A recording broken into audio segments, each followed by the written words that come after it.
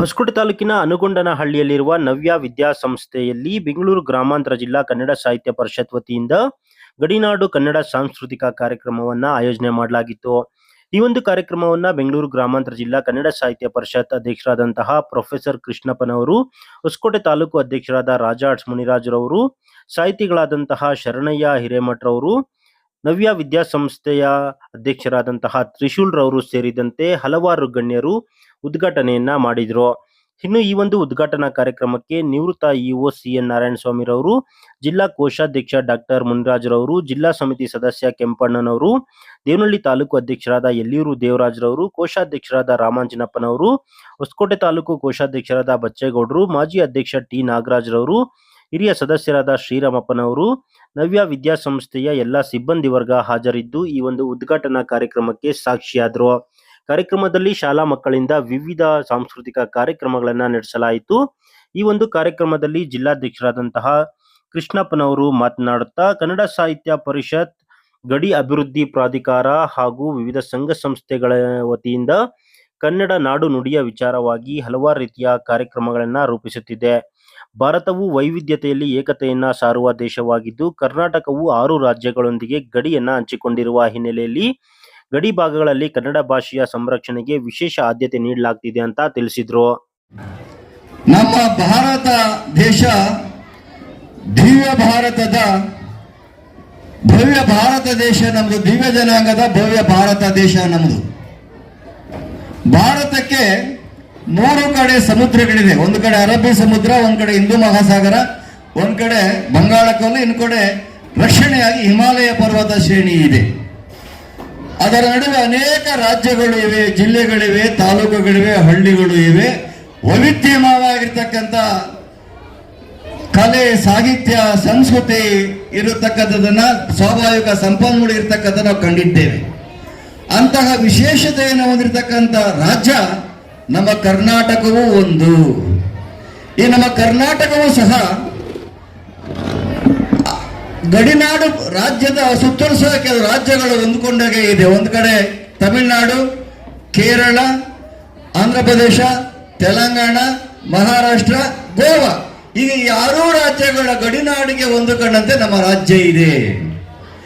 ಈ ಗಡಿಯಲ್ಲಿ ಇರ್ತಕ್ಕಂಥವರು ಇಂಥ ಕನ್ನಡ ಭಾಷೆಯನ್ನು ಸರಿಯಾಗಿ ಮಾತಾಡ್ಲಿಕ್ಕಾಗಲ್ಲ, ಅವರ ರಾಜ್ಯದ ಪಕ್ಕದ ರಾಜ್ಯದ ಭಾಷೆಗಳನ್ನು ಸರಿಯಾಗಿ ಮಾತಾಡ್ಲಿಕ್ಕೆ ಸಾಧ್ಯ ಆಗಲ್ಲ. ಇಬ್ಬಂದಿತನದಿಂದ ಇರ್ತಾರೆ ಅಂತಹ ಕಲಿಕೆ ಇರ್ತಕ್ಕಂಥ ವಿದ್ಯಾರ್ಥಿಗಳು, ಅಲ್ಲಿ ವಾಸಿಸ ಮಾಡ್ತಕ್ಕಂಥ ವ್ಯಕ್ತಿಗಳು. ಸರ್ಕಾರ ಏನ್ ಮಾಡ್ತು, ಒಂದು ಸದುದ್ದೇಶವನ್ನು ಇಟ್ಕೊಳ್ತು. ನಮ್ಮ ನಾಡು, ನಮ್ಮ ನುಡಿ, ನಮ್ಮ ಹೆಮ್ಮೆ ಎಂಬ ಅಭಿಮಾನದಿಂದ ಈ ನಾಡಲ್ಲಿರ್ತಕ್ಕಂಥ ಎಲ್ಲರೂ ಸಹ ಕನ್ನಡವನ್ನ ಕಲಿಬೇಕು ಅಂತೇಳಿ ಸರ್ಕಾರ ಬಹುದೊಡ್ಡ ಹೆಜ್ಜೆಯನ್ನ ಇಟ್ಟಿದೆ. ತಮ್ಗೆ ಗೊತ್ತಿದೆ, ಒಂದು ಕನ್ನಡ ಮತ್ತು ಸಂಸ್ಕೃತಿ ಇಲಾಖೆಯನ್ನೇ ತೆಗೆದಿದೆ. ಅದರ ಅಡಿಯಲ್ಲಿ ಅನೇಕ ಕನ್ನಡ ಅಭಿವೃದ್ಧಿ ಪರ ಸಂಸ್ಥೆಗಳನ್ನು ಸ್ಥಾಪನೆ ಮಾಡಿದೆ. ಅದರಲ್ಲಿ ಕನ್ನಡ ಅಭಿವೃದ್ಧಿ ಪ್ರಾಧಿಕಾರ ಅಂತಕ್ಕಂಥದ್ದು, ಗಡಿನಾಡು ಅಭಿವೃದ್ಧಿ ಪ್ರಾಧಿಕಾರ ಅಂತಕ್ಕಂಥದ್ದು, ಪುಸ್ತಕ ಪ್ರಾಧಿಕಾರ ಅಂತದ್ದು, ಕನ್ನಡ ಸಾಹಿತ್ಯ ಅಕಾಡೆಮಿ ಅಂತಕ್ಕಂಥದ್ದು, ಜಾನಪದ ಅಕಾಡೆಮಿ ಅಂತಕ್ಕಂಥದ್ದು, ನಾಟಕ ಅಕಾಡೆಮಿ ಅಂತಕ್ಕಂಥದ್ದು, ಹೀಗೆ 10 ಹಲವಾರು ಸಂಘ ಸಂಸ್ಥೆಗಳು ಕನ್ನಡಕ್ಕಾಗಿ ಸೇವೆಯನ್ನು ಮಾಡುತ್ತಾ ಬಂದಿವೆ. ಅದರಲ್ಲಿ ನಮ್ಮ ಮಂದಿನ ಮೈಸೂರು ಮಹಾರಾಜರು ಸ್ಥಾಪನೆ ಮಾಡಿದಂತಹ ಹೆಮ್ಮೆಯ ಸರ್ಕಾರದ ಪ್ರಾತಿನಿಧ್ಯದ ಕನ್ನಡ ಸಾಹಿತ್ಯ ಪರಿಷತ್ತು ಸಹ ಒಂದು ಅಂತಕ್ಕಂಥದ್ದನ್ನ ಈ ಸಂದರ್ಭದಲ್ಲಿ ಹೇಳಲಿಕ್ಕೆ ನಾನು ಇಷ್ಟಪಡ್ತೀನಿ. ಬಂಧುಗಳೇ, ನಾವು ಸಾಮಾನ್ಯವಾಗಿ ನಾವು ಮಾತಾಡೋಣ, ಮೇಷ್ಟ್ರು ಪಾಠ ಮಾಡೋ ಹೇಳ್ತಾ ಇದ್ರು, 6 ಗಡಿನಾಡು ಪ್ರಾಧಿಕಾರದ ಅಧ್ಯಕ್ಷರು ನಮ್ಮ ಪರಿಷತ್ತಲ್ಲಿದ್ದಾರೆ. ಕೇರಳದ ಅಭಿವೃದ್ಧಿ ಪ್ರಾಧಿಕಾರದ ಘಟಕ, ತಮಿಳುನಾಡು ಅಭಿವೃದ್ಧಿ ಘಟಕ, ಆಂಧ್ರ ಪ್ರದೇಶ ಗಡಿನಾಡು ಘಟಕ, ತೆಲಂಗಾಣ ಗಡಿನಾಡು ಘಟಕ, ಮಹಾರಾಷ್ಟ್ರ ಗಡಿನಾಡು ಘಟಕ, ಗೋವಾ ಅಭಿನಾಡು ಘಟಕ ಅಂತೇಳಿ ಸಾಹಿತ್ಯ ಪರಿಷತ್ತರು ಸಹ 4-6 ಮಂದಿ ಅಧ್ಯಕ್ಷರುಗಳಿದ್ದಾರೆ. ಅವರು ಸಭೆಯಲ್ಲಿ ಭಾಗವಹಿಸಿದಾಗ ಹೇಳ್ತಾರೆ, ಅವರ ಪರಿಸ್ಥಿತಿ ಕೇಳ್ಬಿಟ್ರೆ ನಾವು ಬಹಳ ಪುಣ್ಯವಂತರು ಅಂತ ಹೇಳ್ತದೆ. ನಮ್ಮ ಕನ್ನಡ ಶಿಕ್ಷಕರು ನೇಮಕವಾಗೋದು ಕಡಿಮೆ ಅಂತಲ್ಲಿ, ಆಯಾ ರಾಜ್ಯದ ಭಾಷೆಗಳು ನೇಮಕ ಆಗೋದು ಕಡಿಮೆ ಅಂತೆ, ಕಲೀಲಿಕ್ಕೆ ಬಹಳ ಕಷ್ಟ ಸಾಧ್ಯ ಆಗುತ್ತೆ ಸರ್ ಅಂತಕ್ಕಂತ ಹೇಳ್ತಾರೆ. ಅದಕ್ಕೆ ಬಹುಶಃ ಸರ್ಕಾರ ದೂರದೃಷ್ಟಿಯನ್ನು ಇಟ್ಕೊಂಡು ಈ ಗಡಿನಾಡು ಅಭಿವೃದ್ಧಿ ಪ್ರಾಧಿಕಾರ ಪ್ರಾರಂಭಿಸಿ ಅದರ ಮುಖೇನ ಗಡಿಗಳೆಲ್ಲ ಈ ರೀತಿ ಕನ್ನಡಮಯ ವಾತಾವರಣ ಉಂಟು ಮಾಡಲಿಕ್ಕೆ ಸಾಧ್ಯ ಅಂತ ಹೇಳ್ತಾರೆ.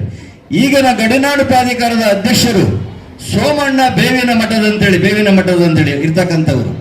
ಅದಕ್ಕೂ ಮುಂಚೆ ಸಿ ಸೋಮಶೇಖರ್ ಅವರು ಗಡಿನಾಡು ಪ್ರಾಧಿಕಾರ ಅಧ್ಯಕ್ಷರಾಗಿದ್ರು. ಅವರಾಗಿದ್ದಾಗೆ ನಮಗೆ ಕಾರ್ಯಕ್ರಮ ಮಾಡಬೇಕಂತ ಒತ್ತಾಯ ಮಾಡ್ತಾ ಇದ್ರು.